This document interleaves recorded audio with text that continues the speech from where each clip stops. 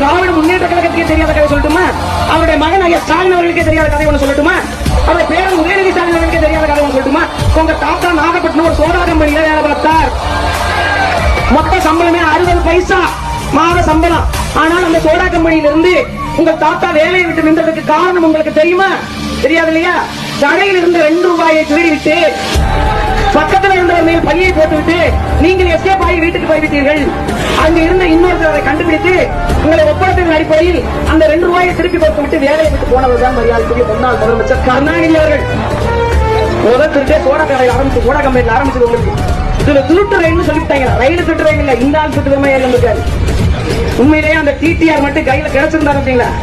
அவர் மட்டும் ஒழுங்கா வேலை செஞ்சாலும் தமிழ்நாடு போன பிரச்சனை அனுபவிச்சுக்க வாய்ப்பே இல்லைங்க.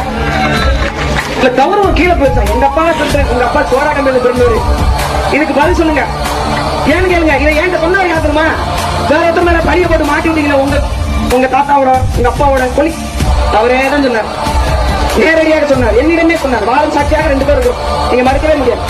எப்படிப்பட்ட ஒரு பித்தலாட்டத்தை பொய்யை கட்ட விட்டு விட்டு இந்த